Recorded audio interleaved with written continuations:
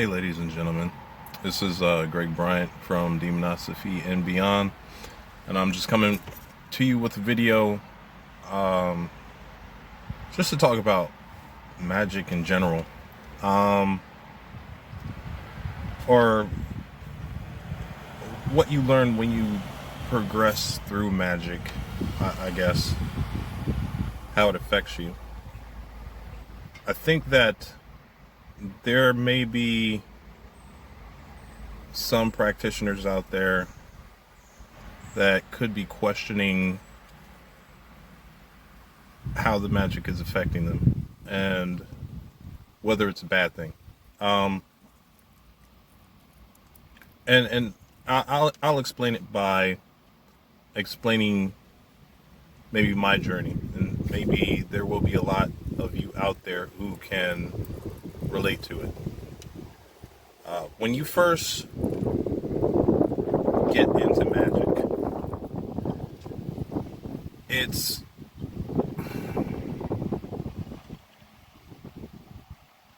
okay. So you absorb everything that's about magic, even the garbage that you find, like let's say at Barnes and Noble or on Amazon and stuff.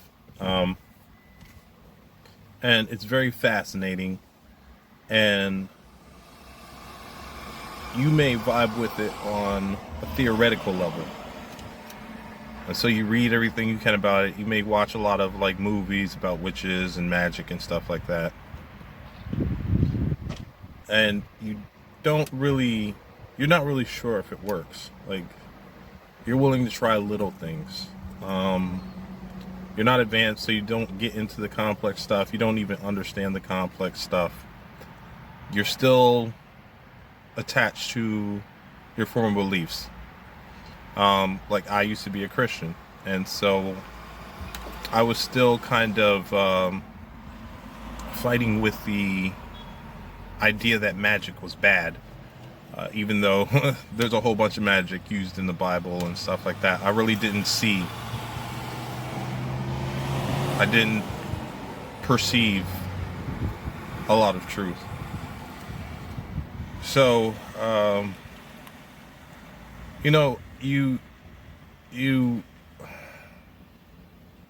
start practicing magic in small degrees, and that's what I did. But you're still kind of on the same level of thinking as people who are around you. Um, you either don't believe magic works, you're just experimenting, you think it's something fun, you do it as a hobby.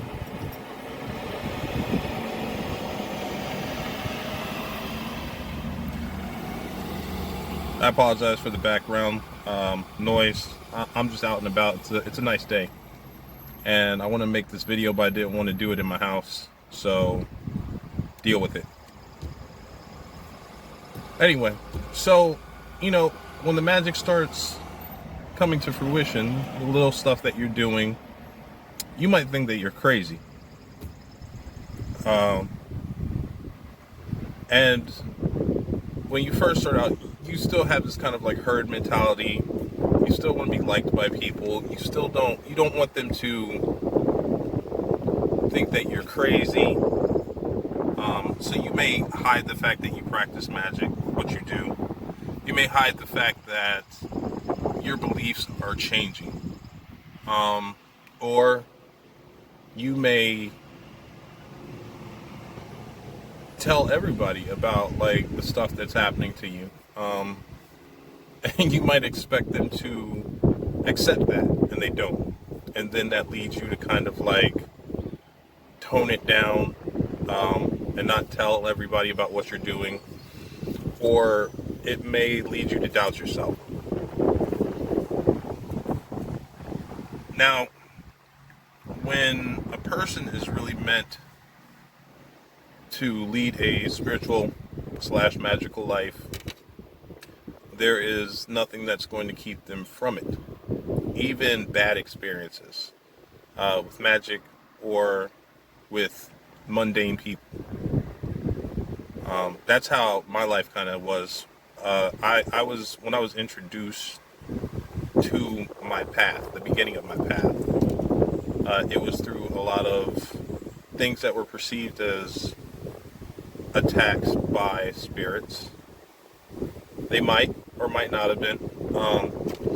I do think that there were some. I wasn't adjusted and I wasn't ready, and so maybe attempts to communicate were perceived as attacks. I don't know. But eventually I got some semblance of control over it. Anyway, where was I? Yeah, so if you're meant for magic, like, there's nothing that anything can do to stop you from practicing magic. And when you get to that kind of place where you have some kind of understanding, you may still be connected to the world. You may be a little bit more sure of what you can do. Then your taste kind of like narrows down. You're not so willing to take in everything that is about magic. You know, like, you start to form your own style. You start to become aware of the fact that a lot of the material out there is mainstream, watered down, meant to make money, meant to, grab one's attention, but it's really full of fluff. You may be struggling with the fact that your friends and family, as well as other people, are not, you just don't want to be around them because they're not on the same level as you, mentally, intellectually, spiritually. And the things that they talk about aren't the things that you talk about. And the things that they talk about don't necessarily mean anything to you. And it's hard. It's also very lonely, like, you can be very lonely stuck in your books. And when you're kind of like, I wouldn't say beginning, middle, end, but when you're adjusting to your path,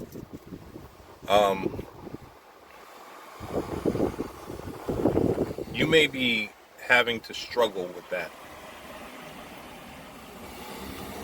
And you may be looking for people who are similar to you. Now, the problem with that is that I've heard this from another practitioner. There will never be anybody similar to you. They may be on a similar path, but they're not going to be on the same level. They may be further ahead. They may be a little bit behind. Whatever. They're not going to understand and perceive things the way you are, even if they practice a similar kind of magic. They may not even have the same kind of understanding that you do, because they're totally different people. And that in itself can make the world a very lonely place for practitioners. And when you're kind of adjusted to your path, but you're still kind of anchored to this plane of reality, it's kind of hard to interact with people. Relationships become strains. It's a struggle, whether they be, family, friends, whether they're romantic, because it's kind of hard to sympathize with people who are not on your wavelength. after a certain period of time. A lot of people may be calling you crazy, but I think when you've become somewhat adjusted to your path, like you're just used to that. At the beginning of your path, you know, that things like that, they may hurt you, they may affect you. But the further along you walk your path, you know, you stop caring about what people think about your sanity. And the truth is that if you're doing magic right, you are going to lose your sanity a few times. But if you're strong-willed, you'll come back.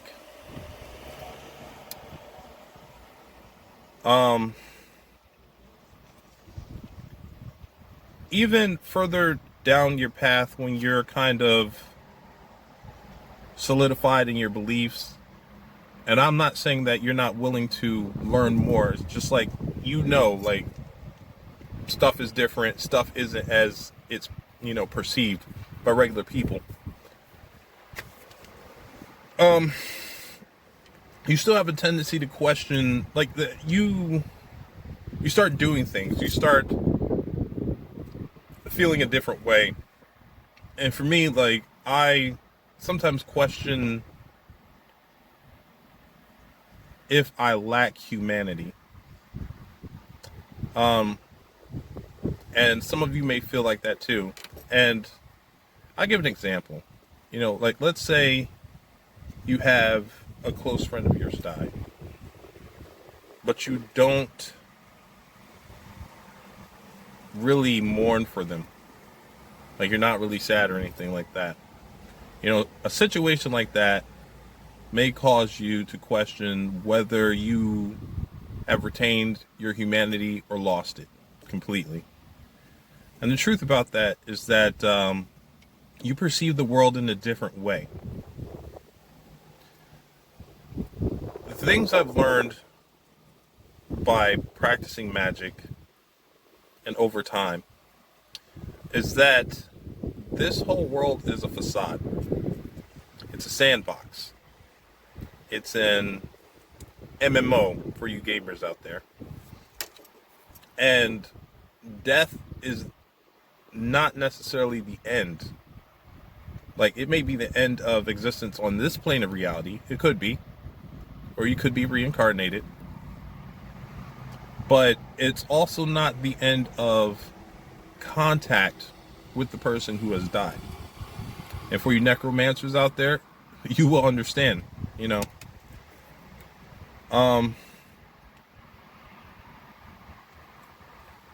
So yeah, I just wanted to let people know that, you know, if you feel hated, if you feel lonely, if you feel like nobody gets you because you're practicing magic and because you now lead this magical lifestyle and this is you, this is it. Like, you're not the only one out there. And it means that you're doing something right. Also, when you get further along the path, you get comfortable with being alone. You get comfortable with being inside your head. Because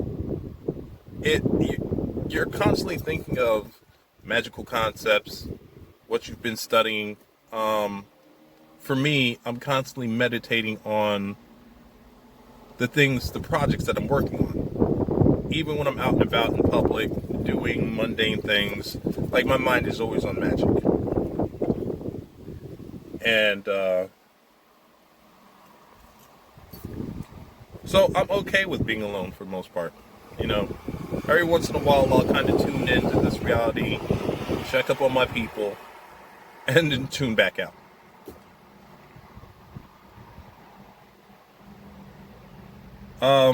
Let's see, there's some other things I wanted to talk about.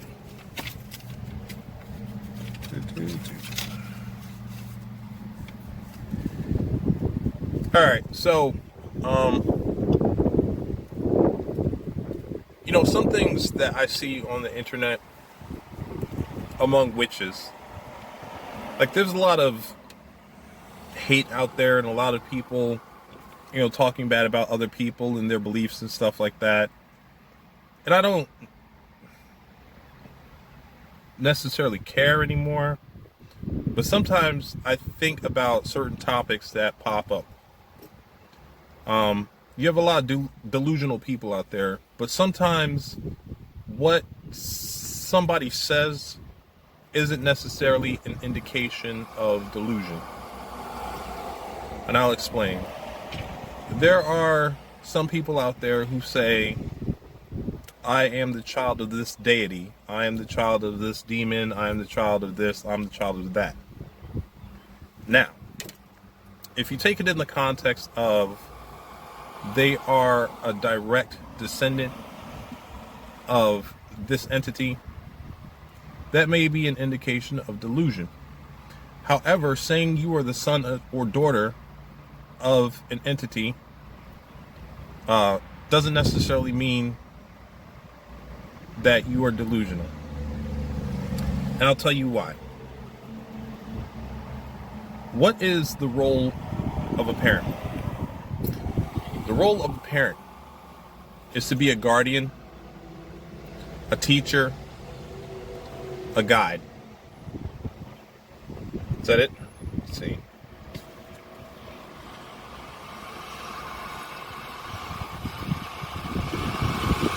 Yeah.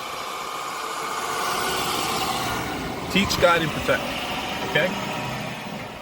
So, for people who have matron or patron deities, what do those deities do for them? They guard them. They guide them. They teach them. They're basically raising those people up to become better sentients. They're raising their vibration. They're raising them as a parent would raise a child. And so in that sense, those people, those practitioners who are learning from those entities are their children. I'm the child of Hecate. I'm the child of Thoth. Not necessarily because I'm a direct descendant, but because they've taken the time to teach me, to guide me, to protect me.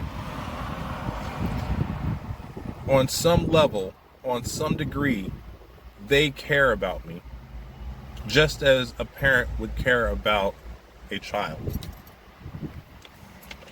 So the next time somebody says, I'm the child of this person or that person,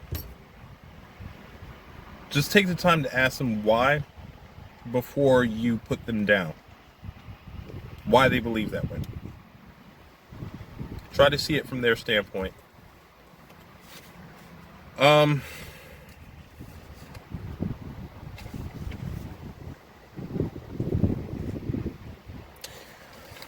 Another thing I want to talk about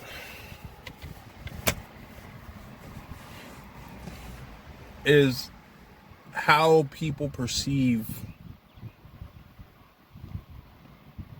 magic, like what it's supposed to be used for. And people gauge their understanding of magic on how well it serves them. And I say that, like, when people say they use magic for fame or love or money. And what I'm here to tell you is that magic is not here for your advancement on this plane. It can be used for it. And, like, beginning out, okay, like, yeah, you want to use your magic for certain things because it helps you come to a realization. But if you're constantly using magic just for money, just for love, for fame and stuff like that, you've missed the whole point of magic. You've gotten caught up in this little cycle of being focused on the small things, and using a tool that can be used for greater things, for, small, petty, mundane things. Magic is more like the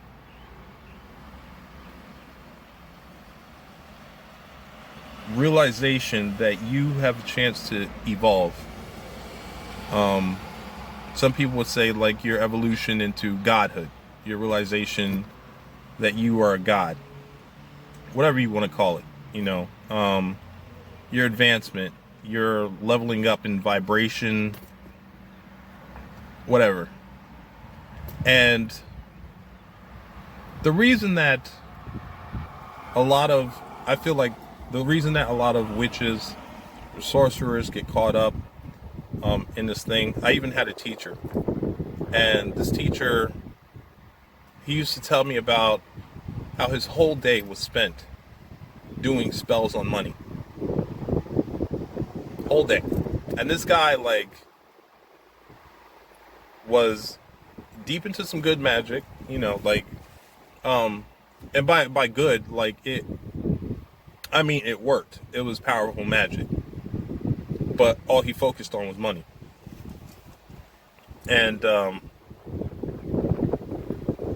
he got caught up in the cycle. And I feel like there are a lot of witches who can get caught up in this and do get caught up in this. They want fame.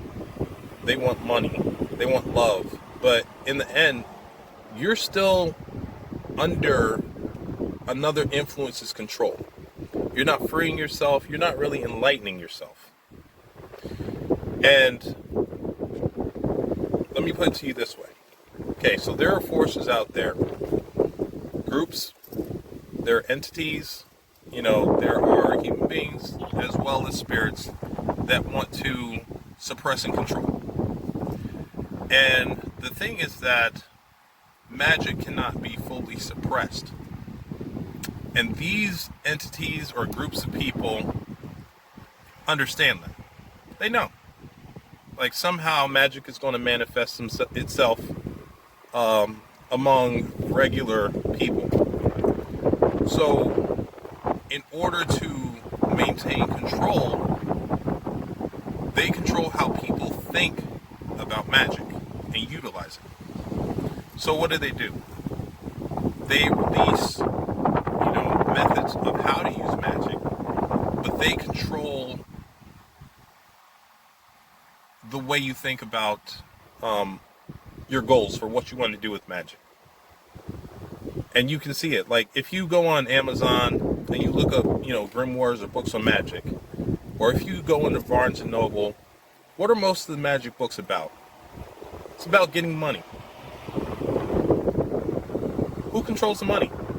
Governments. Even if you get money, let's say you get a lot of money, they still tax you. You're still under the control of, something else. That magic has not given you any freedom.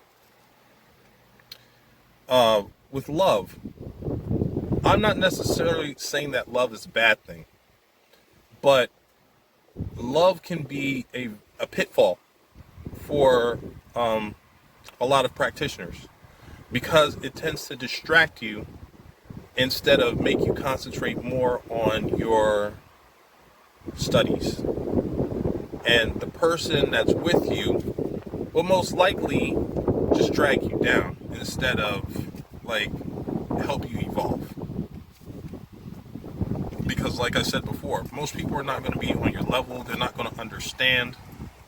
Even some other witches will try to shut down the way you think, and they will not get what you are trying to do.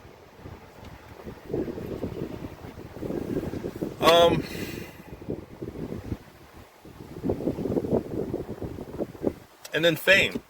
Fame. Come on. That's a little crop.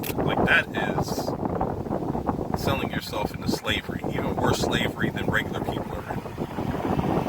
And to do magic in order to enslave yourself, that's retarded.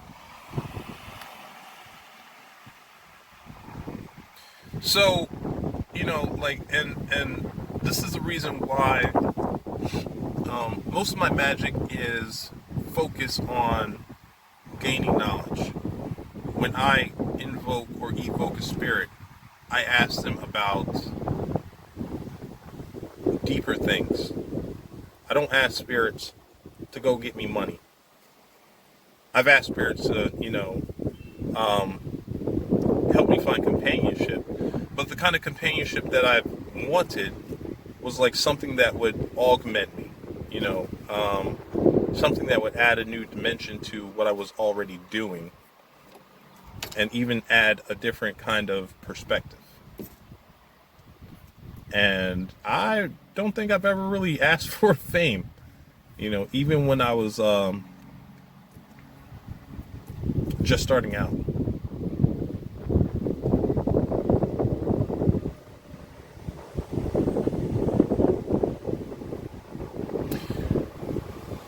And that's really what I wanted to tell you about. Just give you the encouragement for the people who feel alone because of the kind of magic that they practice, the place where they're at in life because of magic. You may feel ostracized. You may feel like nobody understands. You may feel like very, very alone in this world. And to a degree you are.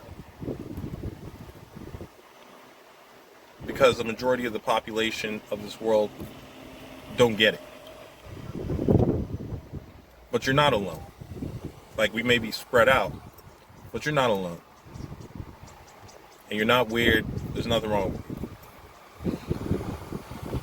And then there's also the warning to the baby witches, to the witches in general, don't get caught up in this cycle of using your magic just to get mundane stuff.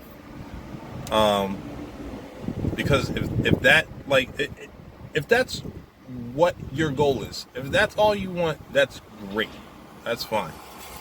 But if you really are seeking advancement, then recognize the trap. And that's all I'm going to say. That's all I have to, talk about. I'm currently still reading and studying. Like I said, I just received the Violet Throne, and it's turning out to be a very interesting book. And it's a big book, so it's going to take some time for me to get through. But I do plan on actually reviewing it, and as a grimoire, as a book itself, but also reviewing the magic system. So